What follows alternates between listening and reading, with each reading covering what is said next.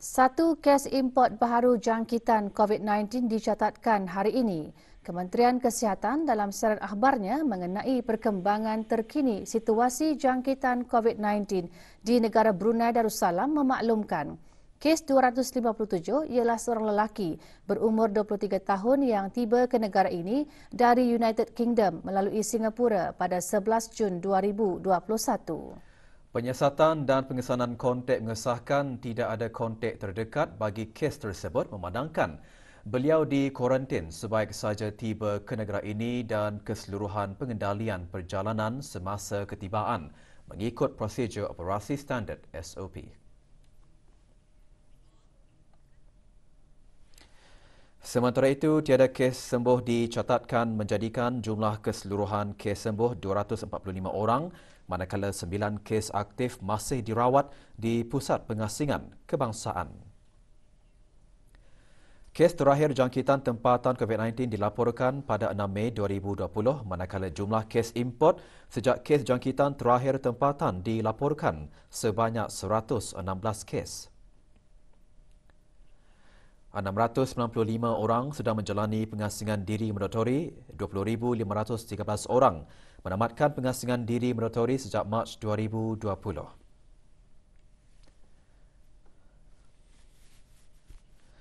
...362 ujian virus SARS-CoV-2 telah dilaksanakan menjadikan jumlah keseluruhan ujian makmal dijalankan sejak Januari 2020 kepada 139,203 ujian.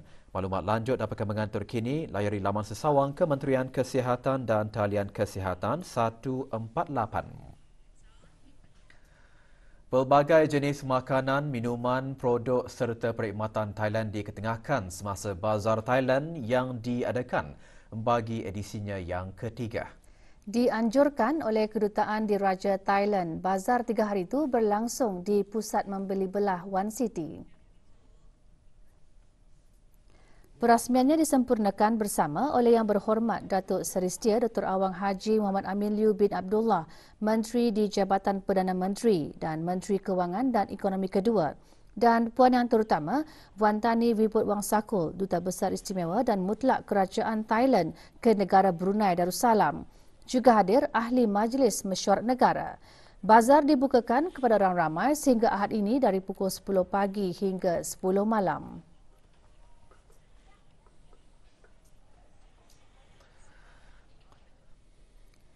Keperluan bekalan tenaga elektrik di daerah Temburong dijangka meningkat berikutan dengan pembukaan Jambatan Sultan Haji Omar Ali Saifuddin. Justru, Kementerian Tenaga akan terus memantau dengan rapi bekalan tenaga elektrik bagi memastikan bekalan di daerah tersebut adalah mencukupi. Pada masa yang sama, Kementerian Tenaga juga berusaha menerokai beberapa kaedah untuk menerapkan penggunaan teknologi solar di daerah Temburong di samping mengungkayahkan inisiatif ke arah konsep bangunan hijau. Ketika temu bual dalam rancangan khas Temburong Permata Hijau Negara Brunei Darussalam, Yang Berhormat Datuk Seri Setia Dr. Awang Haji Matsuni bin Haji Muhammad Hussein, Menteri Tenaga menjelaskan 70% bekalan tenaga elektrik di daerah Temburong dijana oleh stesen jana kuasa Belingus sementara 30% lagi dibekalkan dari sistem rangkaian Sungai Besar.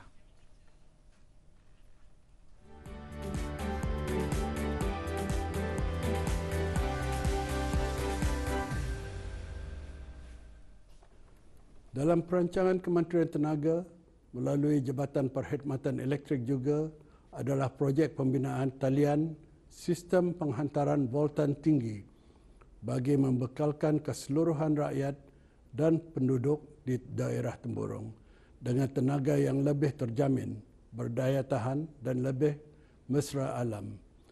InsyaAllah dengan siapnya projek ini, stesen jana kuasa Belingus yang menggunakan diesel sebagai bahan bakar akan dapat diberhentikan operasinya secara berperingkat-peringkat. Pemberhentian jana kuasa tersebut akan mengurangkan pelepasan karbon dan ini akan membantu membangun daerah Temburong sebagai permata hijau negara. Sementara itu, Kementerian Pendidikan sentiasa mengambil berat tentang keperluan pendidikan di negara ini tidak terkecuali daerah Temburong. Pembinaan semula Sekolah Menengah Sultan Hassan di Tapak Baharu di Kampung Batu Apoi akan memberikan keselesaan bukan sahaja kepada para pelajar bahkan juga guru-guru. Menurut Menteri Pendidikan Daerah Temburong juga akan mendapat manfaat dari beberapa program kemahiran yang dikendalikan oleh Pusat Pembelajaran Sepanjang Hayat atau Lifelong Learning Centre. Ketika temu bual dalam rancangan khas Temburong Permata Hijau Negara Brunei Darussalam, Yang Berhormat Datuk Seri Setia Awang Haji Hamzah bin Haji Sulaiman menjelaskan, daerah Temburong juga diberikan penghormatan untuk memulakan inisiatif Centre of Excellence bagi pendidikan khas, iaitu Literacy and Numeracy Coaching Program.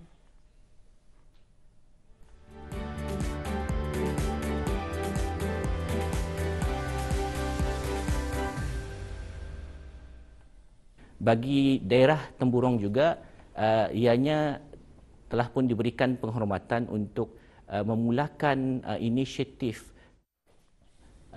Centre of Excellence bagi pendidikan khas. Dua sekolah telah pun dipilih oleh Kementerian Pendidikan untuk mempelopori Centre of Excellence di bahagian pendidikan khas. Sekolah yang dipilih ialah sekolah rendah Sultan Hassan dan juga Sekolah Rendah Ratai. Program-program ini diharapkan akan memberikan pelajar-pelajar yang memerlukan pendidikan khas mendapatkan kemudahan dan juga guru-guru yang mencukupi dan secara optimal dan akan memberikan mereka peluang-peluang yang diperlukan untuk sama-sama menikmati pendidikan yang berkualiti. Masyarakat daerah Temburong juga terlibat dalam usaha menjadikan negara Brunei Darussalam sebagai Smart Nation. Ini termasuk penaiktarafan infrastruktur ICT dan memastikan sambungan dan perkhidmatan internet di daerah tersebut berjalan lancar. Menteri Pengangkutan dan Infokomunikasi berkata dalam usaha meningkatkan pengurusan lalu lintas yang lebih berkesan sejak pembukaan Jabatan Sultan Haji Omar Ali Saifuddin, Jabatan Pengangkutan Darat JPD dalam perancangan bersama agensi-agensi berkenaan untuk mengemaskini laluan ulang-alik perkhidmatan bas dari daerah Buna dan Muara ke daerah Temburong dan di daerah Temburong sendiri. Ketika temu bual dalam rancangan khas Temburong Permata Hijau Negara Brunei Darussalam, Yang Berhormat Datuk Seri Setia Awang Abdul Muttalib bin Peneronkaya Seri Setia Datuk Paduka Haji Muhammad Yusof antara lain juga menjelaskan bagi memastikan Jambatan Sultan Haji Omar Ali Saifuddin dan kawasan sekitarnya dalam keadaan baik dan selamat, Bridge Management Office BMO sentiasa membuat pemantauan melalui kamera CCTV.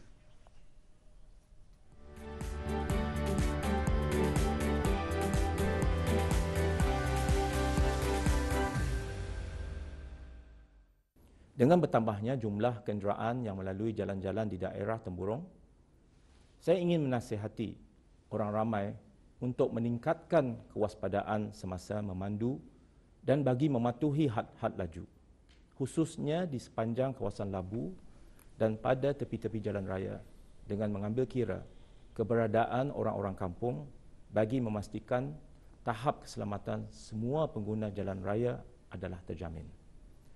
Saya juga ingin menyarankan kepada orang ramai, bukan saja di daerah Temburong, malahan di keseluruhan negara Brunei Darussalam untuk memberikan kerjasama yang padu dalam sentiasa mematuhi peraturan dan akta undang-undang lalu lintas jalan raya.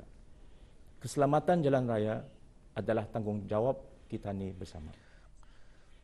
Dalam temu bual bagi rancangan yang sama, Menteri Kebudayaan, Belia dan Sukan pula menjelaskan kementerian tersebut mengambil dua pendekatan utama dari spin-off pembinaan Jambatan Sultan Haji Omar Ali Saifuddin, iaitu usaha menarik lebih ramai pengunjung ke daerah Temburong dan mengoptimalkan kemudahan sedia ada. Melihat kepada potensi kompleks skem latihan program khidmat bakti negara PKBN sebagai satu pelaburan signifikan yang sewajarnya memberikan return of investment, Kementerian Kebudayaan, Belia dan Sukan melaksanakan beberapa inisiatif bagi memaksimumkan penggunaannya. Inisiatif tersebut jelas Yang Berhormat Major Jeneral Bersara Datuk Paduka Seri Awang Haji Amiruddin Ehsan bin Orang Kaya Saiful Muluk Datuk Seri Paduka Haji Abidin ialah membukakan kompleks kem latihan PKBN untuk kegunaan orang ramai serta mentransformasikannya sebagai perkhemahan sepenuh masa.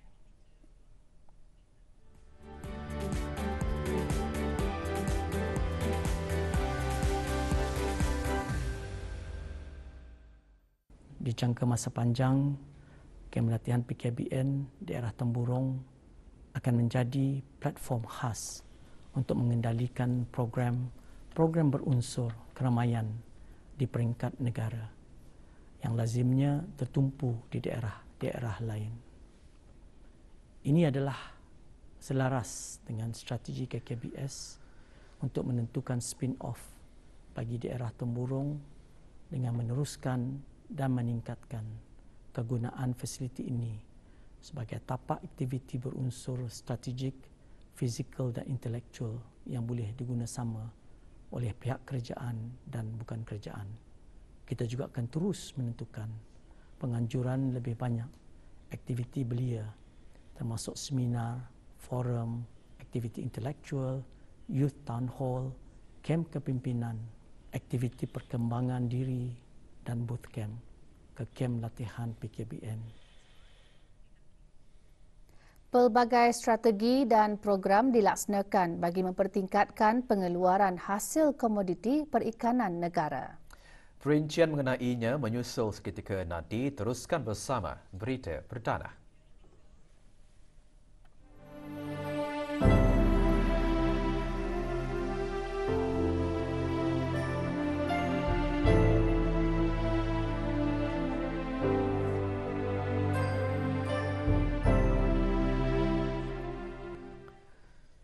Memang tidak dapat dinafikan Al-Quran mempunyai syafaat tinggi yang membawa pembacanya ke tahap yang lebih tinggi di sisi Allah Subhanahu Wa Taala.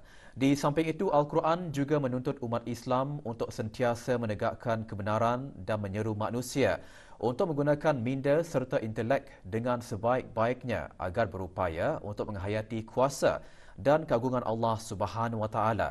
Menteri Kebudayaan, Belia dan Sukan menggariskan perkara tersebut ketika berucap pada Musabakah Tilawatil Quran Belia Kebangsaan tahun 2021 peringkat akhir semalam.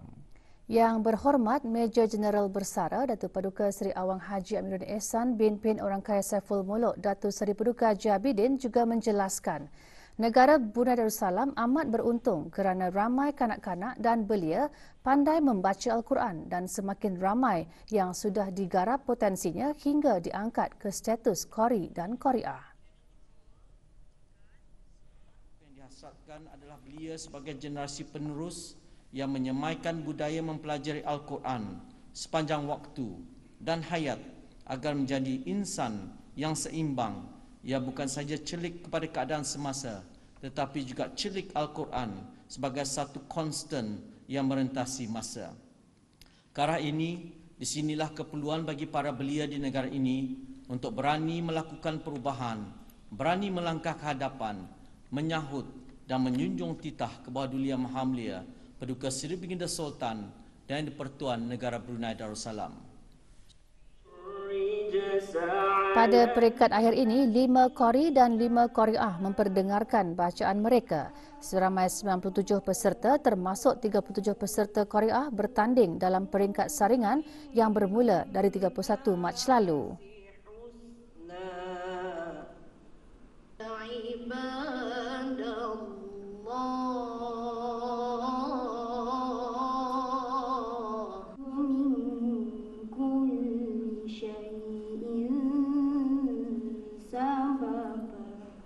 Johan Qari Awang Afiq Hariri bin Haji Mat Daud dan Johan Qari'ah Dayangku Fauziah Nadira binti Pangeran Haji Joffrey. Mereka menerima piala pusingan dan iringan wang tunai RM2,000 serta sijil penyertaan.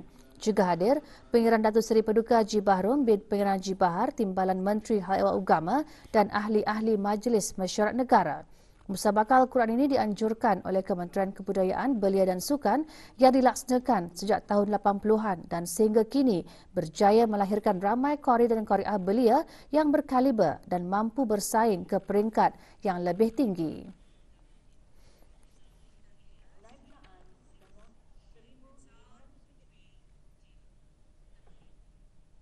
Tentera Udara Diraja Brunei TUDB pagi tadi mengadakan majlis membaca surah Yasin dan tahlil bagi almarhum Sultan Haji Omar Ali Saifuddin Sa'dul Khairi Waddin, almarhumah Duli Raja Isteri Pengiran Anak Damit dan almarhum Duli Teramat Mulia Paduka Seri Pengiran Muda Haji Abdul Azim. Majlis diadakan bersempena sambutan Hari Ulang Tahun Tentera Udara Diraja Brunei TUDB yang ke-55. Rombongan diketuai oleh Brigadier Jeneral Udara Datuk Seri Pahlawan Muhammad Sharif bin Datuk Paduka Haji Ibrahim, Pemerintah TUDB.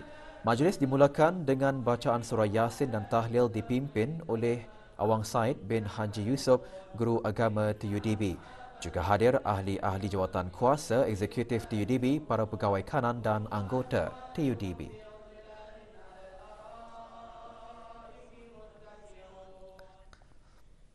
Aktiviti pengedaran dadah tidak sepatutnya berleluasa kerana ia akan memberi impak yang buruk terhadap masyarakat dan juga negara. Di samping itu, ia juga boleh meningkatkan kadar jenayah serta unsur-unsur sosial yang mampu menjejaskan keharmonian hidup bermasyarakat dan juga bernegara. Perkara tersebut antara yang ditekankan dalam khutbah Jumaat hari ini bertajuk Tanggungjawab dan Keprihatinan Masyarakat dalam Mencegah Kegiatan Pengedaran Dadah.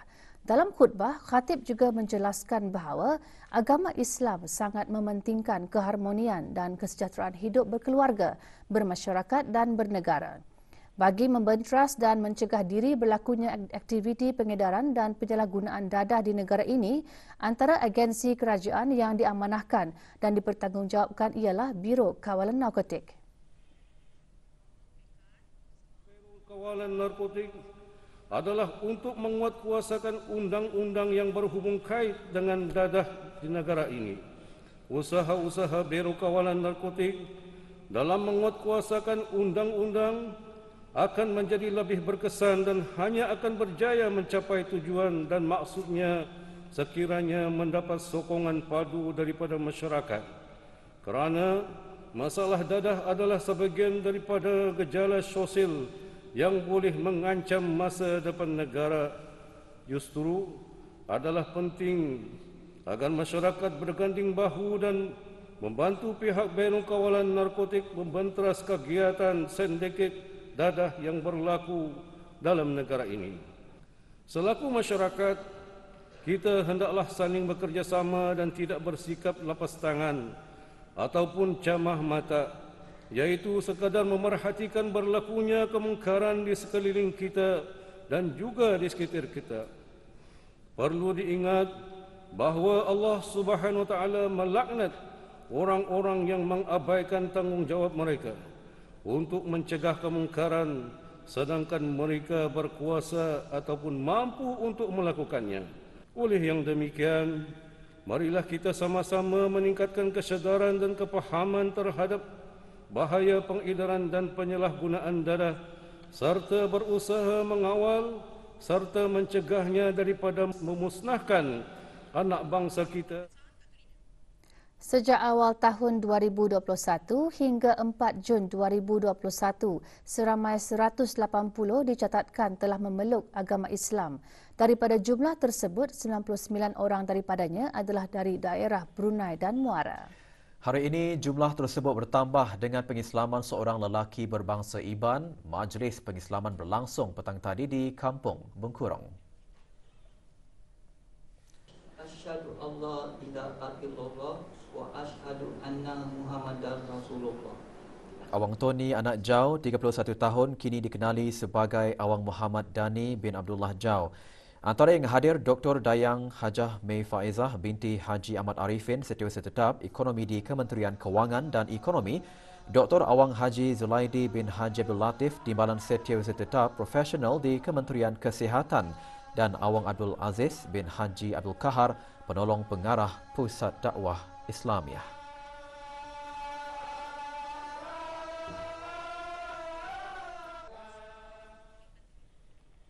Kementerian Sumber-Sumber Utama dan Pelancongan melalui Jabatan Perikanan menyasarkan peningkatan nilai hasil industri perikanan sebanyak RM292 juta menjelang tahun depan.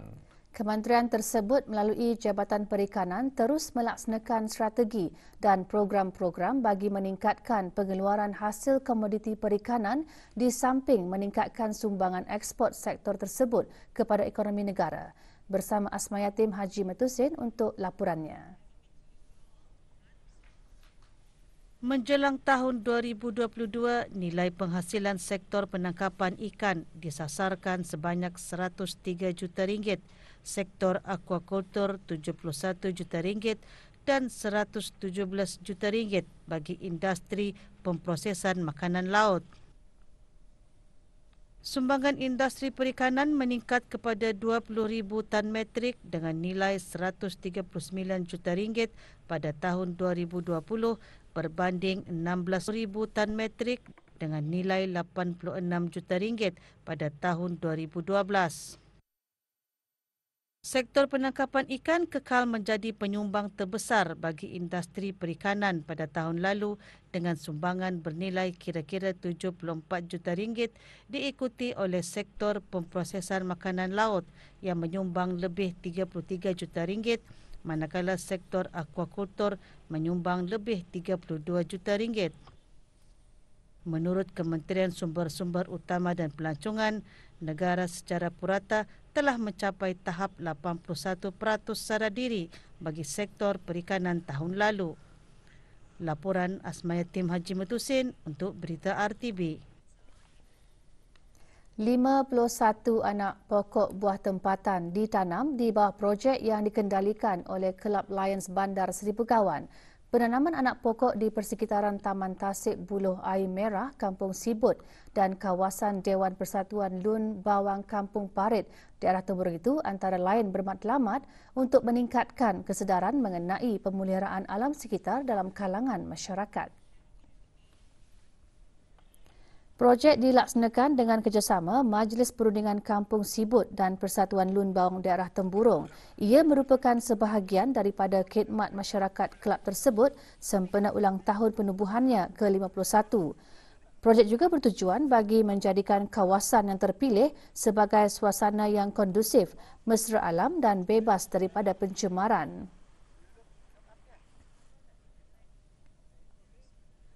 We decided as a project to donate 51 trees to commemorate these years that we have been in service to the community. We hope that, of course, the trees give fruit and benefit to the longhouse and the residents. Skim Beasiswa Pendidikan Teknikal dan Vocational BPTV bagi sesi akademik 2021-2022 dibukakan bagi para pelajar lepasan sekolah di peringkat O untuk mengikuti pengajian di institusi pengajian tinggi swasta dalam negeri. Kementerian Pendidikan dalam siaran akhbarnya menyatakan skim BPTV merupakan projek di bawah Rancangan Kemajuan Negara ke-11 yang disediakan oleh pihak kerajaan ke bawah Duli Yang Maha Mulia Paduka Seri Baginda Sultan dan yang di-Pertuan Negara Brunei Darussalam bagi memenuhi permintaan yang sentiasa meningkat khususnya dalam bidang pendidikan teknikal dan vocational di negara ini. Orang ramai khususnya para penuntut lepasan sekolah di peringkat O yang memenuhi syarat-syarat yang ditetapkan dialalukan untuk memohon bagi mendapatkan beasiswa skim BPTV.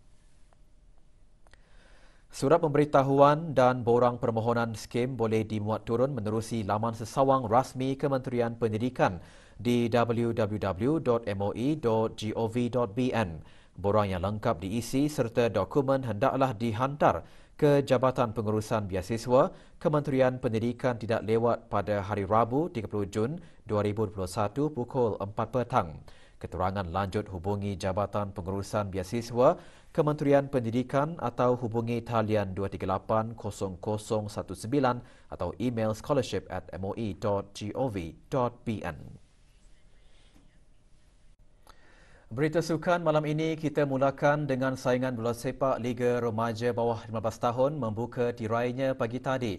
Dalam saingan kali ini, sebanyak 14 pasukan bersaing dan dibahagikan kepada 2 kumpulan. 6 perlawanan pembukaan berlangsung pagi tadi di Stadium Mini Jerudong. Pasukan DPMM FC menang 3-0 ke atas Rimba Star FC. Gol pertama DPMM FC dijaringkan pada minit ke-6 babak pertama untuk mendahului 1-0. DPMM FC mengedakan jaringan pada minit ke-29 apabila pemain Rimba Star tertampar bola ke gawang sendiri. DPMM FC terus selesa dengan melengkapkan kemenangan 3-0 pada minit ke-31.